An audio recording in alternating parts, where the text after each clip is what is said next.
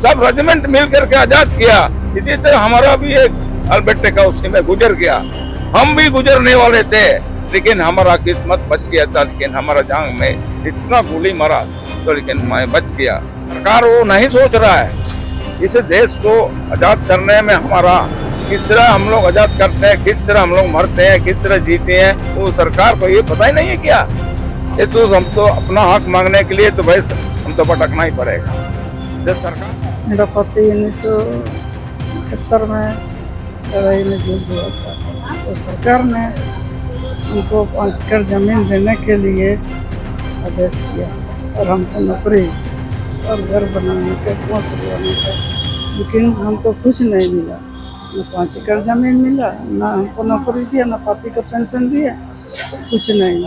सन 1971 में भारत पाकिस्तान युद्ध में शहीद हुए अल्बर्ट एक्का को हम सब याद रखते हैं, उनके शहादत को हम सब याद करते हैं। लेकिन हमारे बीच आज भी एक ऐसे शख्स हैं जो सन 1971 में भारत पाकिस्तान युद्ध में घायल हुए थे और भूतपूर्व सैनिक पोदना बालमुची इनका नाम है, और परमवीर जो है लांस नायक अल्बर्ट एक्का के साथ वो काम किए हैं, युद्ध में उनके साथ थे। लेकिन अब वो अपने न्याय के लिए दर दर भटक रहे हैं और आज ये आलम है कि राजभवन के समक्ष ये अपने न्याय को लेकर के यहाँ पर बैठे हैं।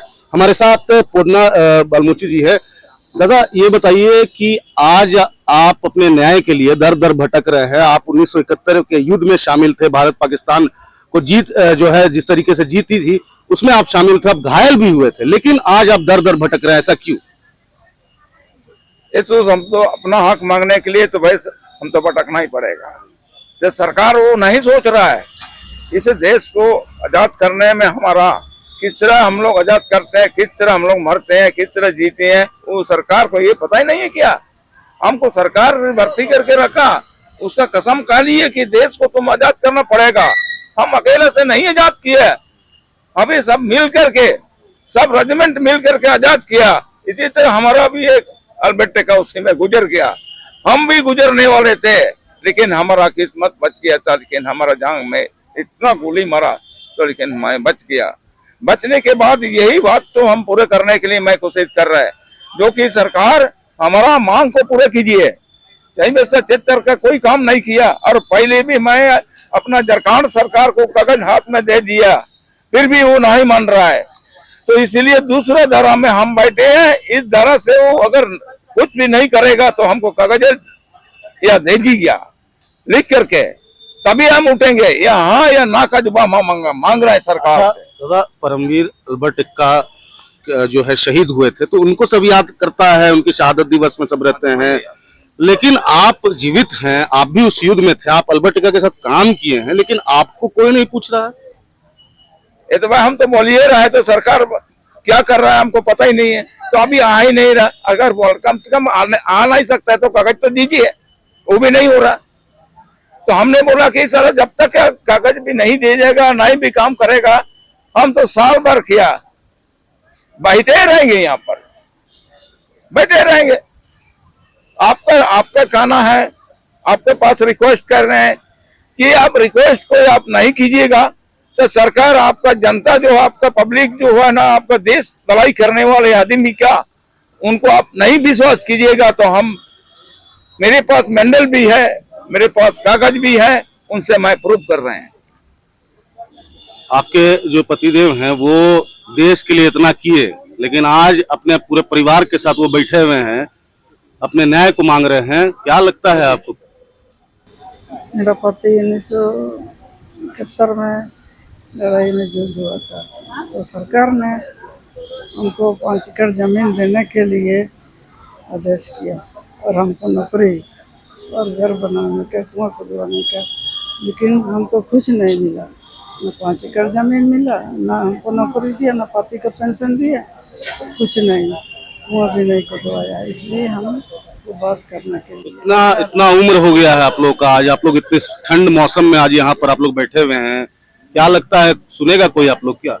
हाँ, बैठे हैं, उम्र तो हो गया, लेकिन हमको मजबूर है, हमको न्याय लेने के लिए जो सरकार ने दिया है तो नहीं पता, लेकिन नहीं दिया तो हम सरकार से मांगने आए हैं, देखिए मांगने आए। देखिए, पोदना बालमुची के पूरे परिवार यहाँ पर मौजूद है। पोदना बालमुची के जो जितने भी मेडल्स उन्हें मिले थे वो यहाँ पर रखा गया है और कई मेडल्स जो है उन्हें मिला था। हम धन्यवाद करते हैं राष्ट्रीय युवा शक्ति को जो इस बात को लगातार उठा रहे हैं और इस मुद्दे को लेकर के आज भी राजभवन के समक्ष यहाँ पर पहुंचे हैं। उत्तम यादव जी से बात करेंगे। उत्तम जी, ये काफी विडंबना है कि जिस तरीके से परमवीर अल्बर्ट एक्का को सब याद करता है, लेकिन अब जो जीवित हैं उनको कोई नहीं याद कर रहा है। वो आज राजभवन के समक्ष इतने ठंड में मौजूद हैं, क्या लगता है आपको?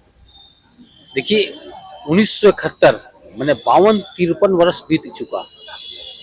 आज तक वो सैनिक जो रांची का जो मेन चौक है परमवीर अल्बर्ट एक्का चौक, उनके साथी आज वो वीर गति प्राप्त कर गए हैं।